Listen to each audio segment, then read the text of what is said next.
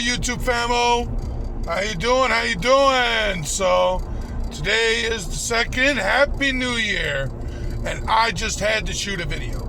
Now I know I haven't you guys that don't know what's been going on with me. I don't think I've shot in a video since before Thanksgiving. So I do have to shoot you a video to let you know how things have been going, how I've been making it through the winter. And it hasn't been easy, but winter gets easier and easier every single year.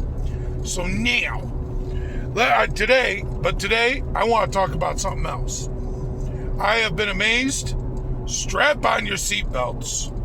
This is going to be the year of Trump. This is Trump's year. Love him or hate him. You could call him the demon or the angel of death, or you could say that he is just an angel, blessed us, one of God's chosen to be our leader. You could say what you want, but one thing's for certain.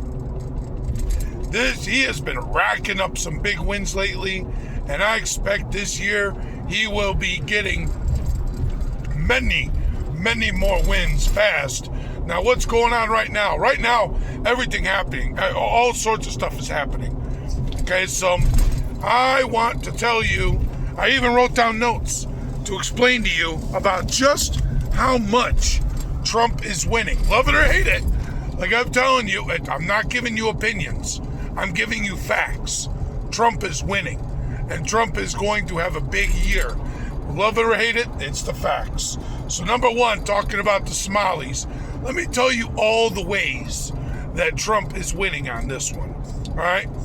So I know everyone knows by now, Somalis got caught in a big scam and scams, and now there's a big battle about it. All right? It helps Trump out because, number one, Somalis, he will be justified in deporting many of the Somalis that aren't citizens, deporting Somalis that got their citizenship by fraudulent means.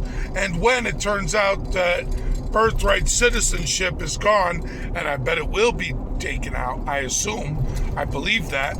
If I was going to predict, I would say so. We're going to be getting rid of birthright citizenship, which means you can expect a lot more Somalis. Now, all the ones that have been scamming, guess where they're putting, guess who's getting their beak wet? Guess who is getting a piece of that action? Democrats! The Minnesota Democrats, it's obvious. They got Keith Ellison on record. They give him money for his campaign. Tim Walz isn't running for re-election. He dropped out of the race. He's fucked. He's screwed. The walls are crumbling in on him. The walls are closing in on him, and he knows it. And do not be surprised Ilhan Omar starts getting charges thrown against her, because all this money was taking advantage of a bill that she wrote. All right? So I bet you Ilhan Omar was getting kickbacks. Tim Walz was getting kickbacks. Now, whether or not we'll be able to prove it, maybe not. But one thing's for certain, charges are coming against both of them. Ilhan Omar very well may be getting deported. Say what? This is a win. So it helps Trump to make mass deportations more popular. It helps Trump to make Democrats look like a bunch of crooks. It helps Trump to make people realize that they voted for the right guy, because the dude who's been getting all this Somalian money and literally changed the Minnesota flag to look like the Somali flag. He did that. And so now it demonizes him, and it makes people realize we almost had this guy as our vice president. No matter how you look at it, no matter what angle you use, Trump wins on that. And then an even bigger win for Trump, Nicolas Maduro. Now, you asked people before, do you want us to send people in to take out Nicolas Maduro? Overwhelmingly, the people of America would have said, no, I don't want more foreign wars, more of this. But what they didn't say, how about if we just come in the middle of the night and snatch them right up and not a single American soldier is dead, and then we split the scene? I personally would have said, wait, we can do that? Our military is that much better than theirs? Here is all the ways that Trump won on that. Trump won on that. No ifs, ands, or buts. And the wins will continue to pour in. So win number one. Who flooded the American borders and Trump wants to deport? The Venezuelans. Where are you going to deport them to? Back to Venezuela. What about the ones that ain't that bad? What about one that just got caught shoplifting for his kid? Deport him back to Venezuela. Why? So Nicolas Maduro can fucking murk him? No, that ain't right. Everyone would say, no, that ain't right. Well, I mean, these people did flee. So what do? Take out Nicolas Maduro. See all the Venezuelans dancing in the streets, tears streaming down their face, tears of joy. And then people ask, well, don't you still hate Trump because he's going to deport you? And you know what they say? Deport? Fuck that. I'm out here. I'm going home. They're not worried about deportation. All that is a first-class trip. Deport me or not, I'm leaving. A lot of them are going back home. There. Deporting Venezuelans, that problem has been taken care of for Trump.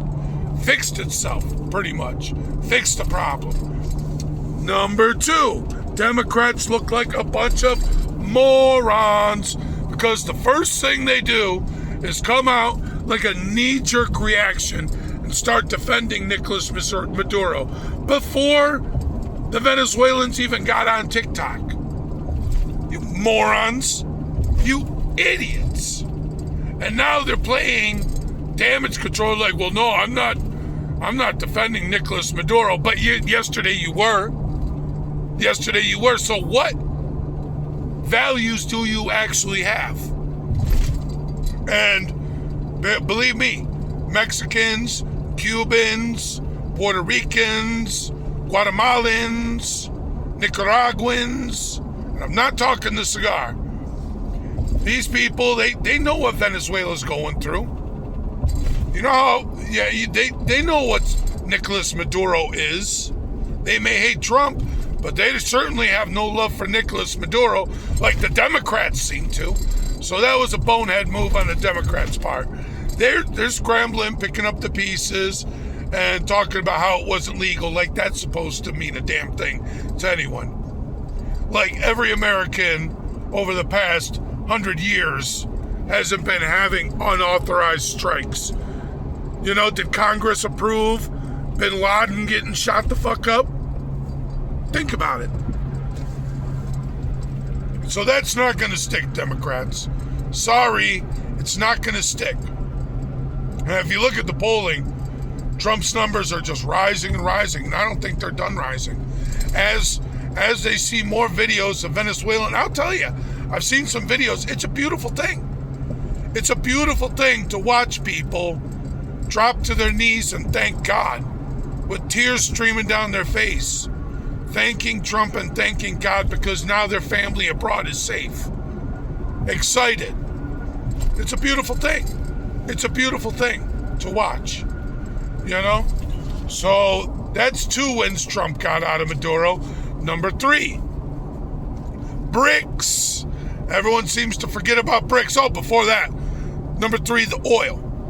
But people could say, oh, we just came to get the oil. Well, better we take it than everyone else. Because it's been getting taken by China, taken by Cuba, taken by Russia. It's been taken by every other country that's...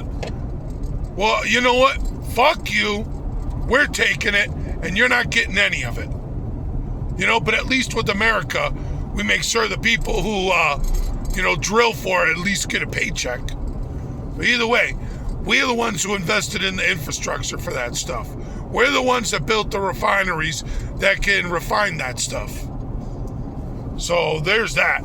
Number 3, BRICS. In case people didn't know, the biggest factor was Venezuela's threat to the petrodollar. Richard Nixon fucked us when he took us off the gold standard, but he did it, and he put us on the petrodollar, so our money is backed by oil. All right? Well, that means everybody on the planet, if they're going to buy or sell oil, it has to be done with dollars. I'll let you do your own research in the strength of that economically for the American economy. All right? Go ahead and look that up. Either way, Venezuela wanted to sign on to BRICS. So that way, oil would be getting bought and sold with BRICS. And that is a threat to the petrodollar. And it would have given BRICS like oil, like backing, more oil. Can't have it. Would have destroyed our economy. Can't have it. Done deal. So that problem solved itself. I shouldn't say it solved itself. I keep saying that, but it's been solved. All with the same action. All with the same action. Taking out Nicolas Maduro in a 3-hour drug raid, got Trump all these wins. And then the next win, a pimp slap to China. Like when a bitch just like, she's out working all night and her pimp comes over and he's like, all right, baby, time to give me my money. And she's like, Daddy, I don't got no money. I mean, what is a pimp gonna do? A pimp has to put a hoe in check. And the slap is not gonna be a nice slap. It's not gonna be a play slap. And it's not gonna be a one-time slap. It's gonna be a pimp slap, ass whooping, like Ike beats Tina in the house when he's been snorting coke and drinking bourbon all night long. Just beat a bitch ass. That's what this did to China. In case you didn't know, I'm gonna tell you so you know. Venezuela already paid China for the protection of the Chinese military. The Chinese military was actively protecting Maduro. That didn't mean a damn thing. Not a damn thing, because America walked in, said, bitch better have my money. And China got in the way, just like move out of the way, like a grandmaster flicking a white belt out of the way. Just like, get out of my way. Took Maduro like it wasn't nothing. 0 American casualties. So it made China look like a bunch of bumbling buffoons. In fact, the Chinese military didn't even know America was in the country until the bombs started dropping. That's how stupid our military made the Chinese military look. And then how did we know where Maduro was? Well, because we were tracking him through his Huawei phone. How stupid does China look? And then here was the next goofy shit. China just got done with a meeting with Maduro. It was a high-level meeting. So China meets with Maduro to talk about endless possibilities together. And then we snatched his ass before China even had the opportunity to leave country's borders. They were like in a plane. They're still in the country. 3 hours after the meeting, Maduro's on a U.S. Air Force plane, blindfolded, sweating bullets, crapping his pants on his way back to America. That's how that went. And I think I'm not even done. Let me take a look. Oh, the Latino votes, Democrats end up looking like dummies, because everyone sees that Democrats now are in favor of Nicolas Maduro. Yay! There's a smart stance to take. Kicking Russia, China out of our hemisphere, being a very relevant threat to Colombia, Cuba. Guess what? Castro and whoever the hell is the president of Colombia, they're shaking in their boots. Shaking in their boots. Because they didn't realize I got my whole country, my whole military, but Trump can just come in, snatch me up, drag me out by my bootstraps, hang me upside down, blindfold me, and smack me with wiffle ball bats in the dead of night. And there's nothing I could do. My military is just going to get pimp slapped. All right, so now comes the next one. Have you seen what's been going on in Iran? I guess Trump's threats hold a lot more weight when you catch a body. When Nicolas Maduro finds himself in an ugly sweatshirt marching underground to a New York courthouse, when he's doing that, all of a sudden when Trump opens his mouth, says, hey, watch your mouth and watch what you do, kind of holds a little bit more weight. So then, take a look at what's happening in Iran. Trump said, yeah, you got protesters. If I catch you shooting them, we're coming in. Iran ain't shooting their protesters.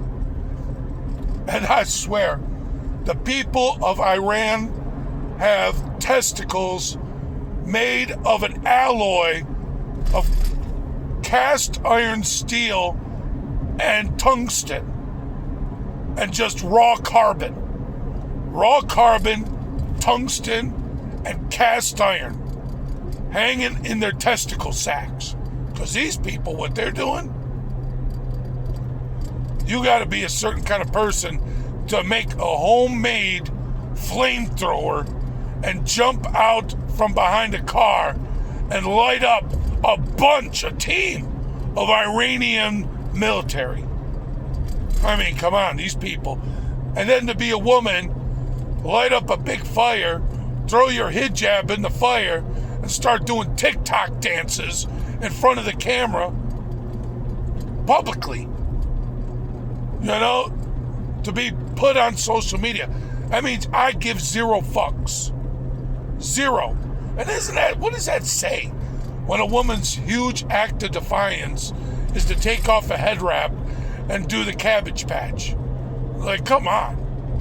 What the hell? Anyway, I got a feeling Trump's wins. It's January. I got a feeling Trump's wins are just starting. And I mean, like I said, love it or hate it, you can't prove me wrong. Trump is winning. One action gained him 100 wins from 100 angles and not a single loss of political capital. Consider that. What else is coming up? I wouldn't be surprised if he takes out Castro. And if he does, then can you think of any way that he would lose? That there would be a loss with that? If we just mollywopped the Cuban military, took out Castro, and then told everyone, guess what? You're all free market capitalists now. Free market. You can sell your goods and services and pay a minimum tax. Like, that's unheard of in Cuba. I've heard about people coming to Cuba, they take a look at the grocery store and they weep. They cry like children because they don't know what they're supposed to do. Can you imagine that? Someone goes into the grocery store and they don't know if they're supposed to buy Fruit Loops, Cocoa Puffs, or Grape Nuts, and they just don't know what to do because they've never actually had that choice before.